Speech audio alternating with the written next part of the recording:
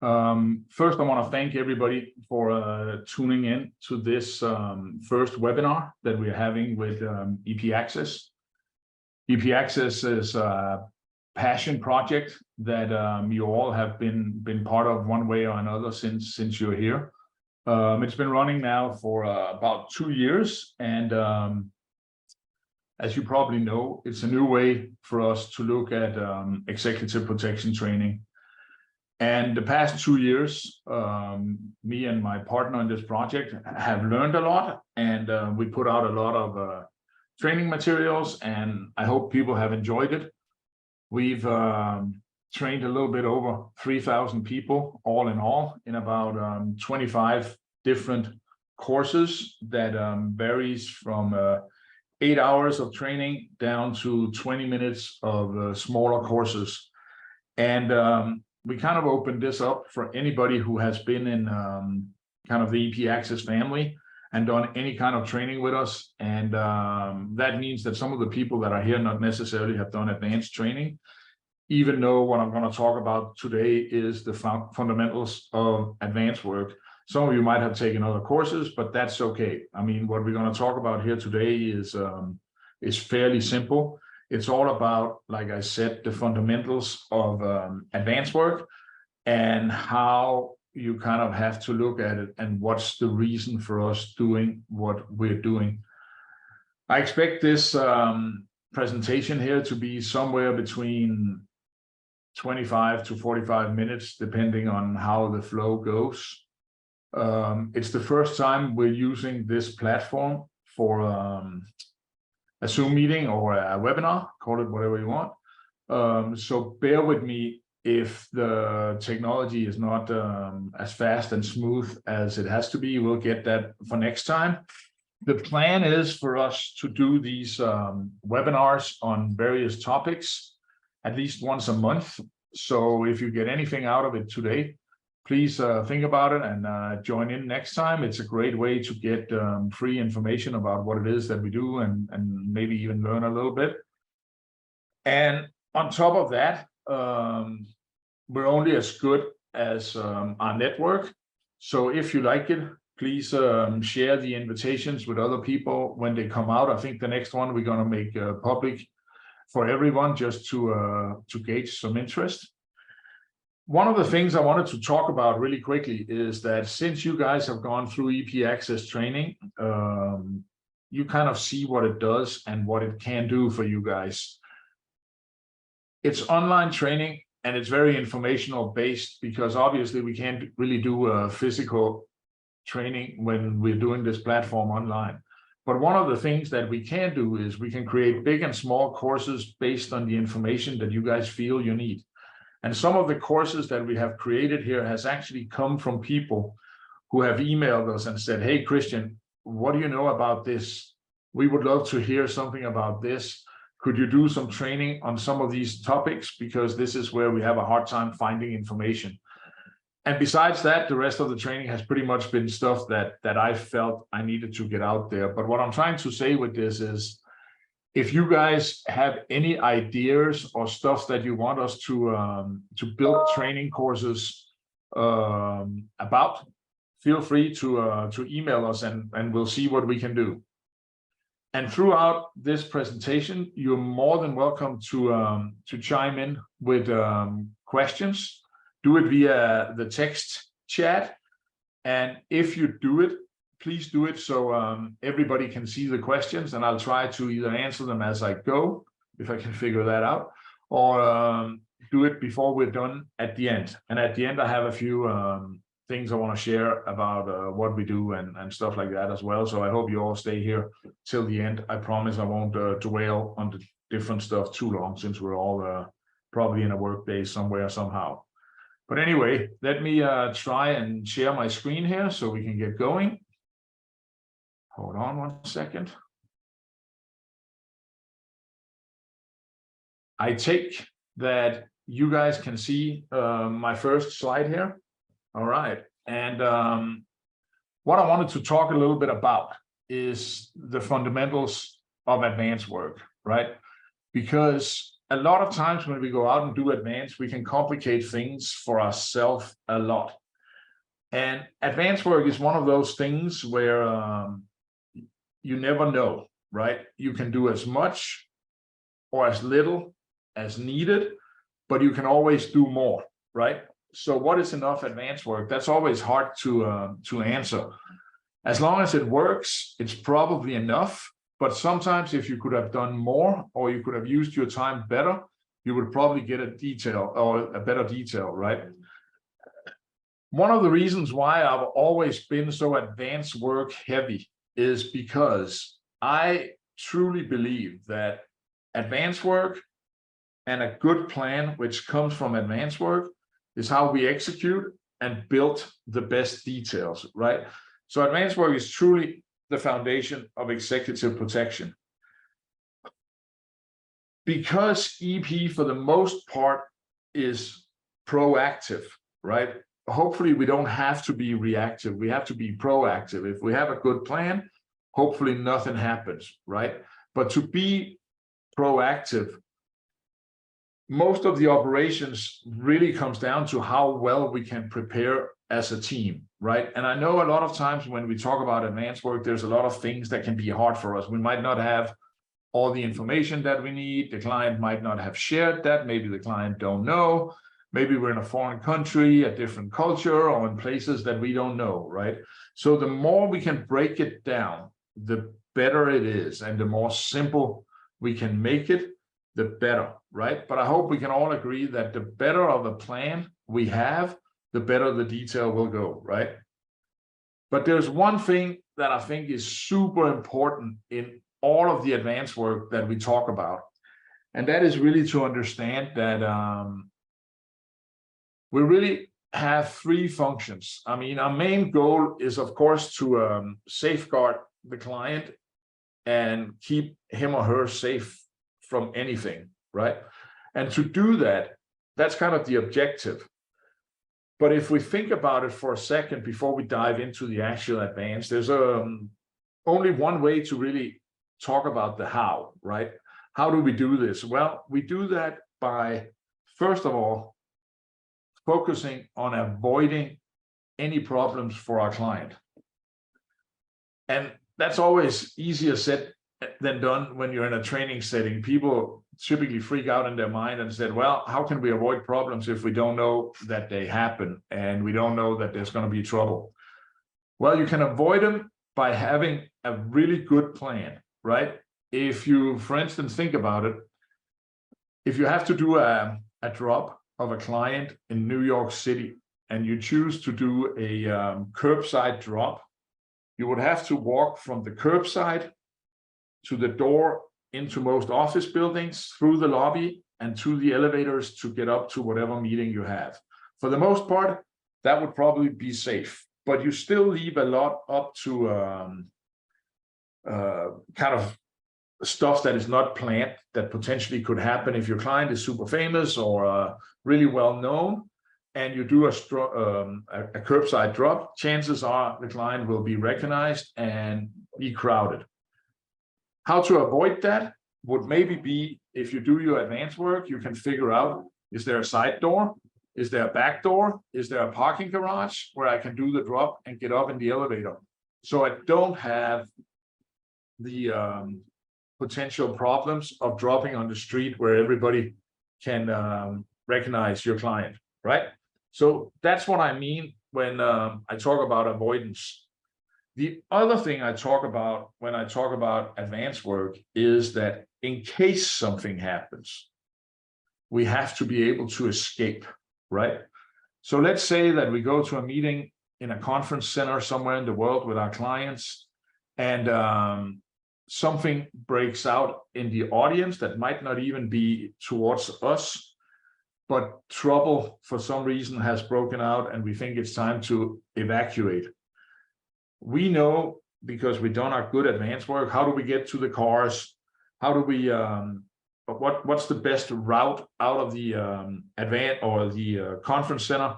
What's the best route to the potential safe room? Or how do we get out to the cars, and how do we get out of that area? That's what I mean when I talk about escape. The last thing that we really talk about in executive protection is confronting. We don't want to confront anybody unless we absolutely have to. And this is where executive protection is probably turned upside down for most people, because most of us didn't get into this business to talk about avoidance and escape, right? We all come from various backgrounds, and no background, in my opinion, is better or worse than anything. It really comes down to who we are as people. But truth of the matter is, most of the people that are in this industry comes from some kind of background or interest or whatever in kind of the harder skills. They come typically from former law enforcement, former military, from the security, from martial arts. We train all the time the hard skills like CQB, defensive tactics, and all of that stuff. And there's always a lot of emphasis on that. And it's kind of weird, right? Because confronting people or dealing with threats in a physical way should really be our third option, right? Everything we plan for in executive protection should be based on avoiding trouble. If we can't do that, escaping from trouble. And the third and last kind of thing we do is confront trouble. And you can even add, if we ever have to confront trouble, we confront it and then we escape, right? So that's really important for every one of us to remember when we do our advanced work. So when you do your advanced work, no matter where in the world you do it, and for the people who's taken my my long 8-hour class, they can kind of see that if you make advanced work kind of an art form, advanced work is one of the things that I feel personally built my career in the executive protection space, because I got to work for some amazing clients that sent me all over the world to plan all of these really, really big visits and big trips. And we kind of ended up taking the advanced work to almost being an art form, because a lot of these clients were very unpredictable, and they would like to throw a lot of travel and extra travel and stuff like that at us, right? But every time I prepared an advance, I kind of broke it down to what can I do before I get on site, before I go, right? And a lot of us talk about doing a pre-advance, and typically a pre-advance is everything I say that you can do by a computer.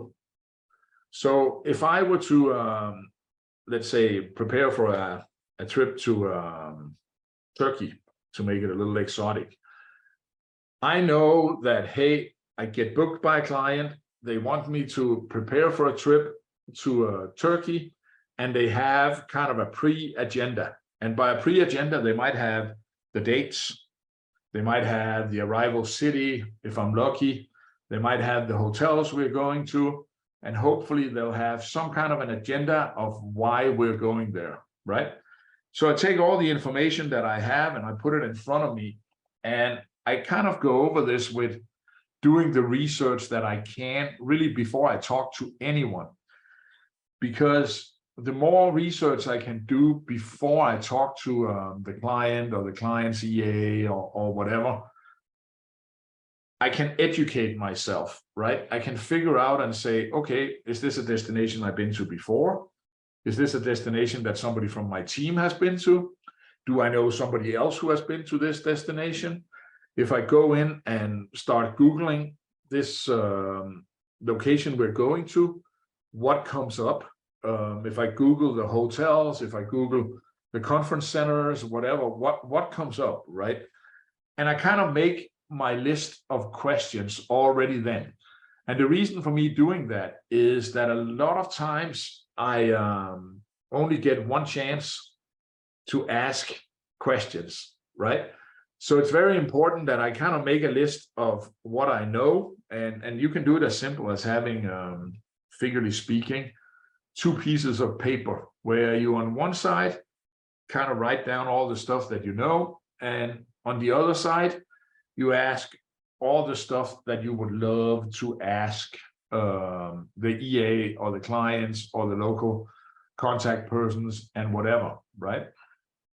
And the reason why I do that is I might only get 1 or 2 chances to talk to the EAs or whoever the contact person is before I go. So I don't want to come off like I don't have the right questions ready when I get there.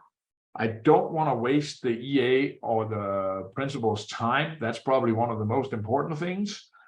I want to seem educated when I go, but I also want to ask the questions that I have in a constructive way, right? And they might not have all the answers yet, but at least they know you have thought about what it is that you're going to do, and you have thought about the meeting that you're coming in, and you're not just wasting their time, right?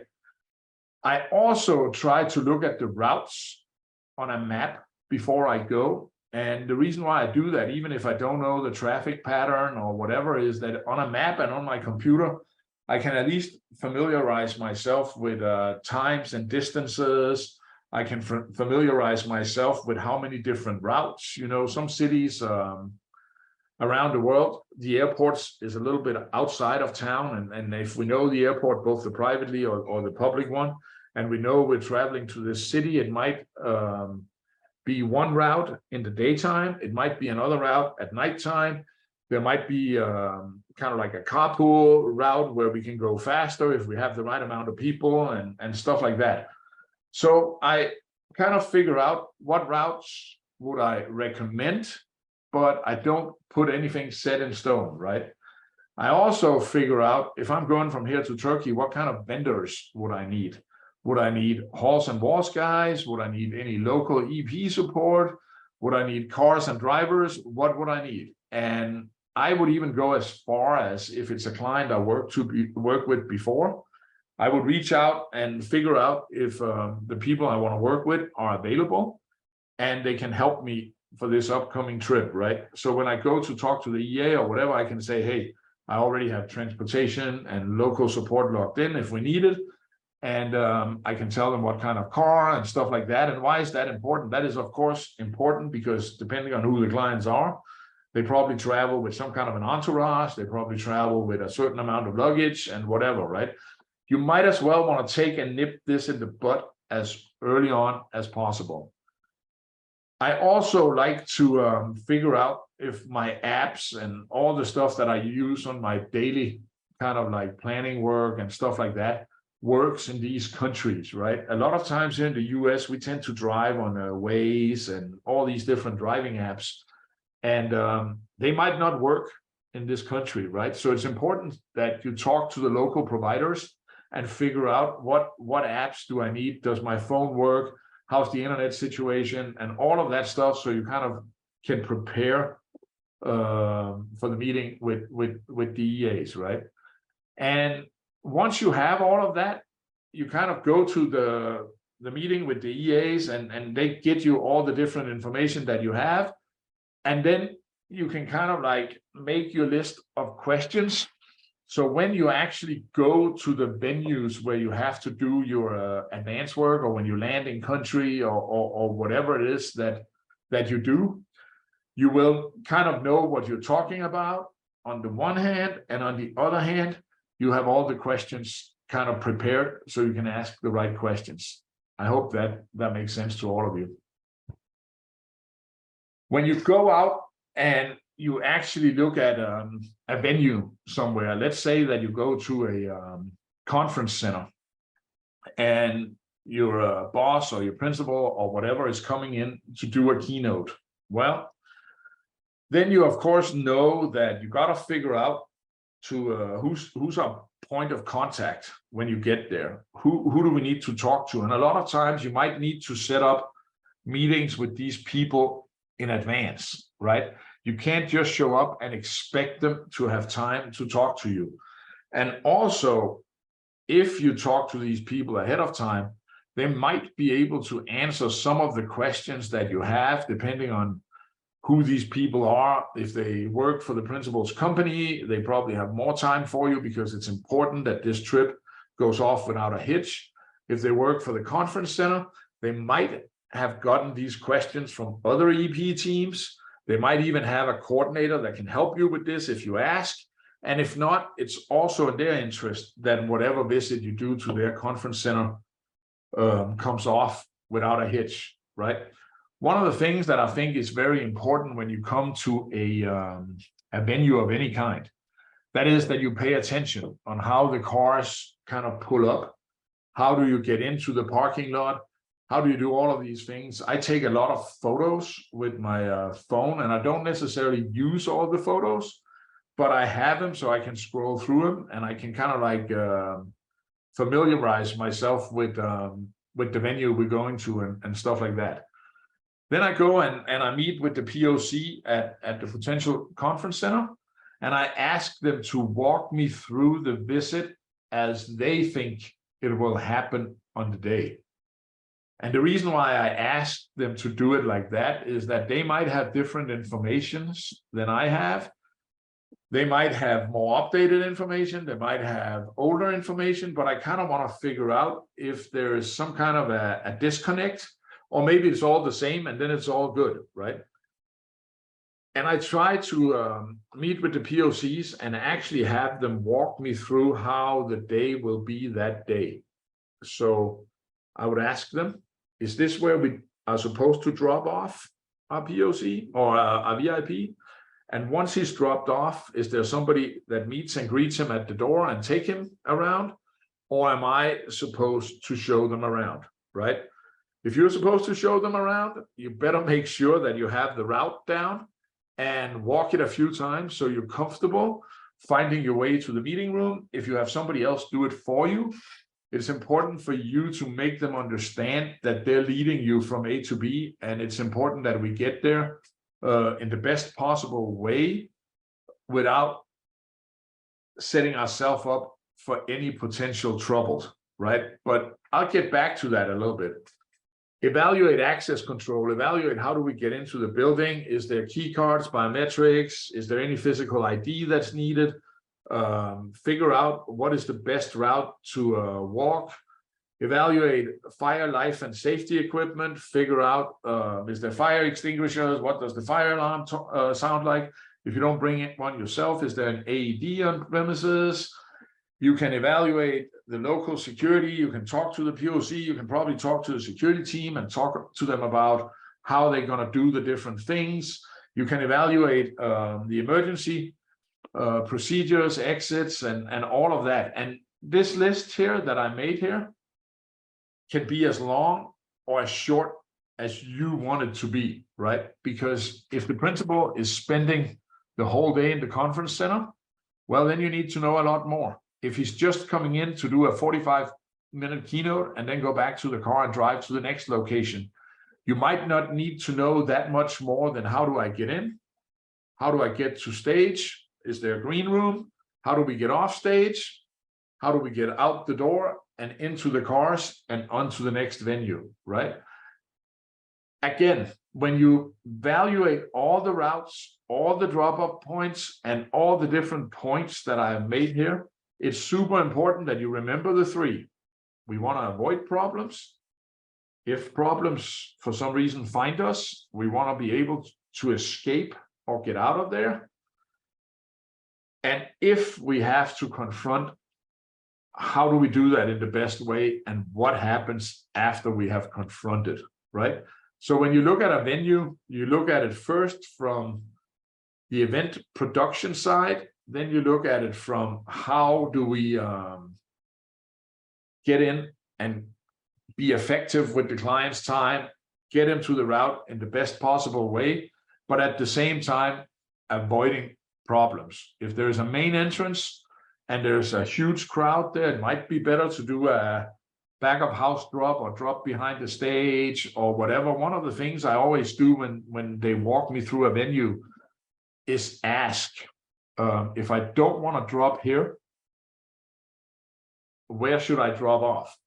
And when they show me where the actual keynote would be, when I kind of start walking my routes and figure out the layout of the conference center or whatever, I would ask questions like, could I drop at this door, or what would happen if we went out backstage and stuff like that. And a lot of times when you do bigger events, you might have to move the car that dropped you off. Let's say that you drop off front door because for some reason you have to walk through the front, get to the stage. The principal might have shaked hands, given autographs, doing whatever he does before he go on stage. And when he gets off stage, you might have the excuse to go out the backstage route and have moved your cars around so you don't have the same departure point as you have of a drop-off point.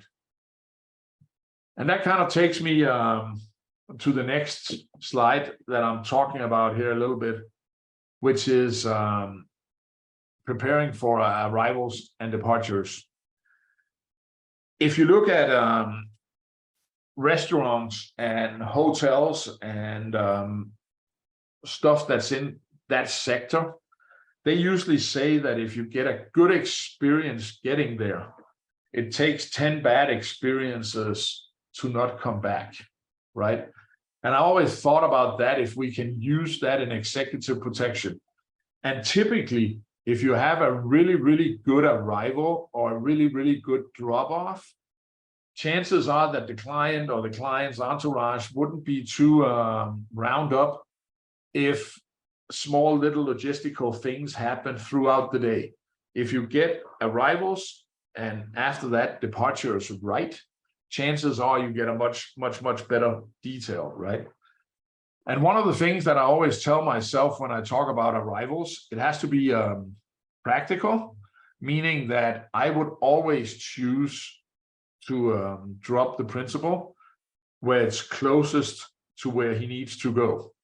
But that's me talking with my security hat, right? And it's me talking with the three avoid, escape, and confront principles. The actual POC or the client himself or the client's entourage or whatever might want you to do something different, right? So it's important that you have that dialogue with them and say, what are we trying to achieve here? Are we just speaking on stage?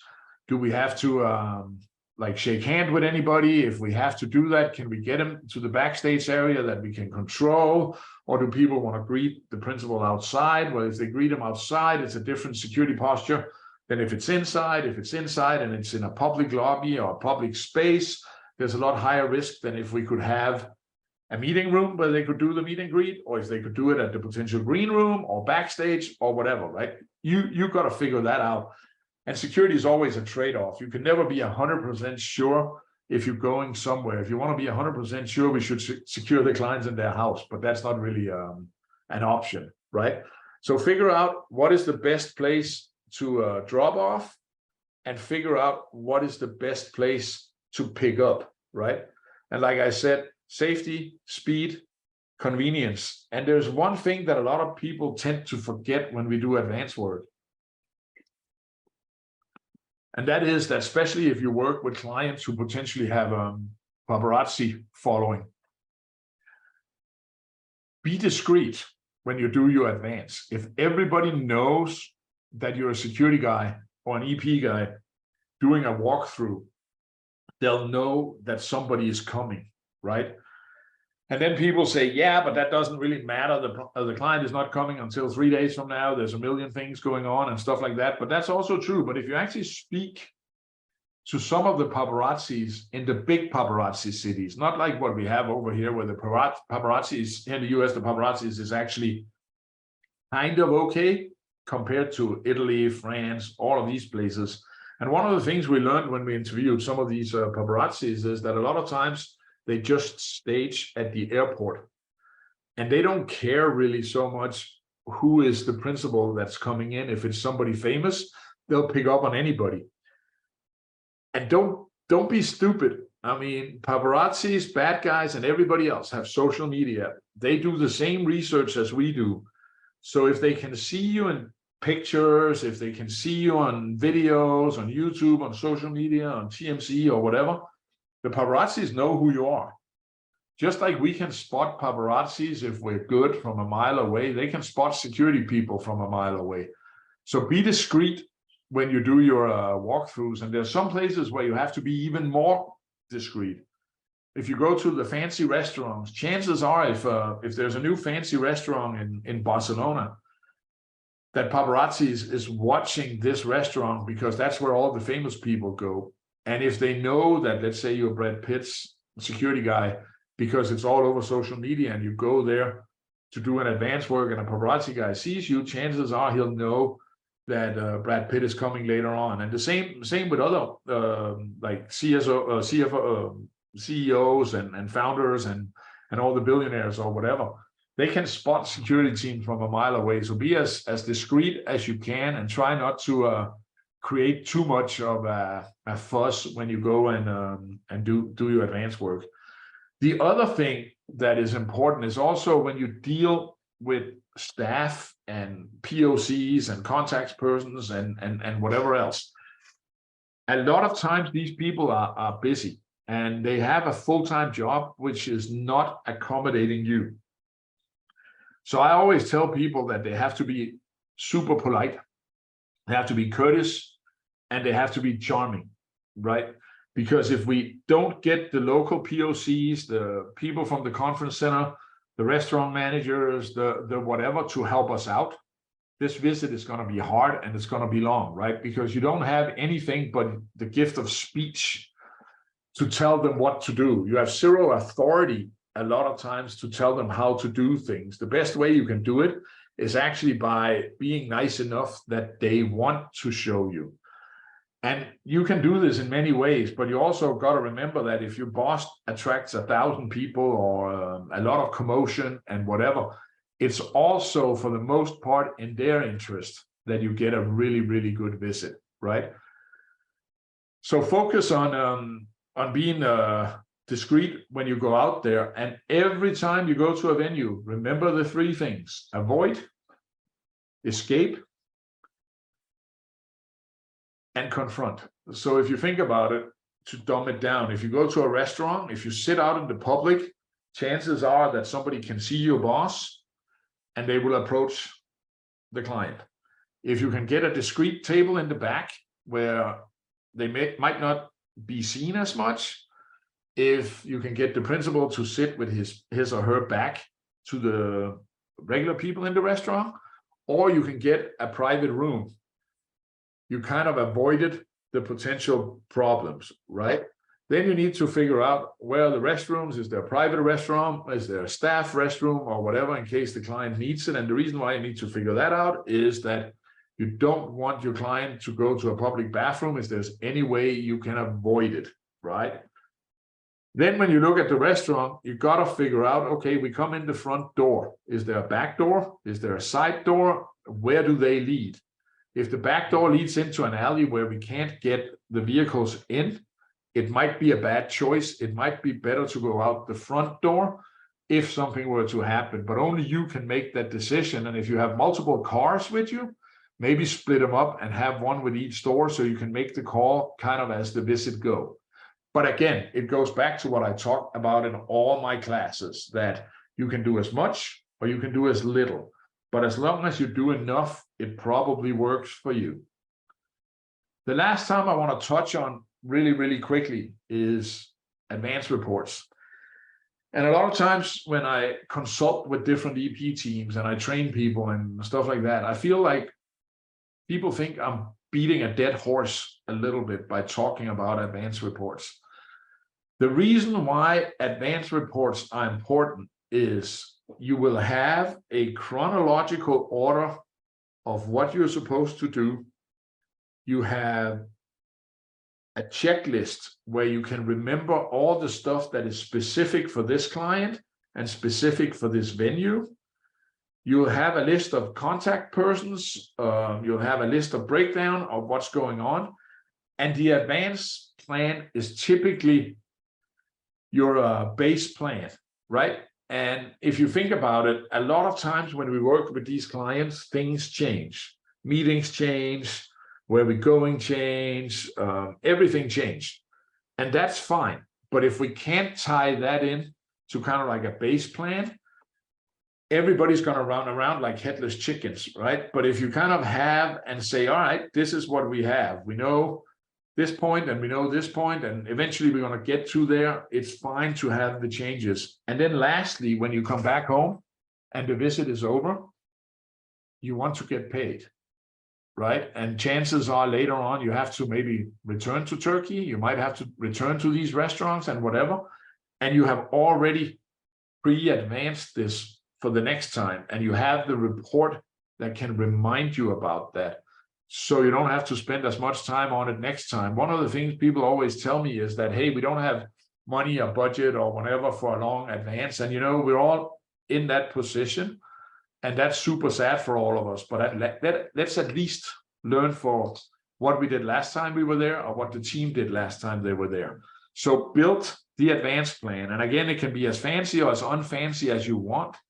But build something where you have the information for next time. And God forbid something were to happen and somebody were to ask you, did you do your job correctly? You can say, yes, I did. And they can choose to believe you or not.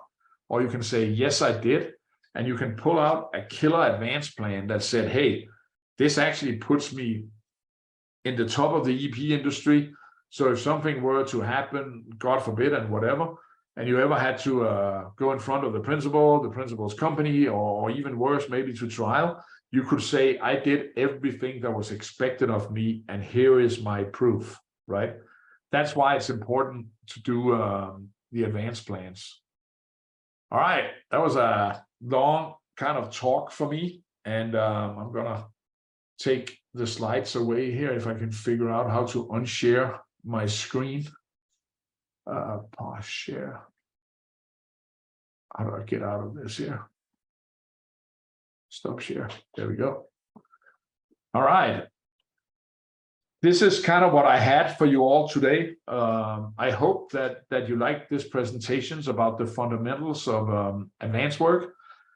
As I've talked about before, we have the advanced masterclass that's on EP Access, which is a bit of a monster, but it gives you a lot of really good information that I picked up over the years. For the next week, we have a 20% discount if you type in webinar, and that'll work for the next 7 days. We also have another advanced course in here, which is called the Hasty Advanced. And in that class, I typically talk about, we're standing outside a meeting room, we have a plan for the day, and the boss comes out and say, hey, guess what, change of plan, we're going to another location. How do you tackle that? It's a nice, small little course that's easy digestible. Like I said, we're gonna have monthly webinars in here. So if you like this one, I hope you'll chime in to the next one. I hope you'll spread the word. And if you have any questions, I'll be on here for the next 5-10 minutes. Feel free to put the questions in the chat, and I'll try to answer them. If you guys have any ideas for courses or classes or whatever in the future, please hit me up either via email, via EP Access. Most of you guys know I'm on LinkedIn. I also started a new blog program with my new company called ESL. On ESL.com, every 2 weeks, we're gonna put out a blog. And for people who hasn't followed my blog program in the past, I typically write about problems in the industry, challenges in the industry. I write a lot about every time I fucked something up and got a really good experience because it didn't go the way it was supposed to. I put it out there, and a lot of times people get a lot out of these blogs. So don't look at this like a sales attempt. It's more like an attempt for you guys to find really, really good information. The first one is up on www.esl.com, and I'll post them every, www.eslna.com. And I'll post them in there every 2 weeks. All right. Thank you for tuning in. And hold on 1 second. If you have any questions, please put them in here. And yeah, hope to see you all next time.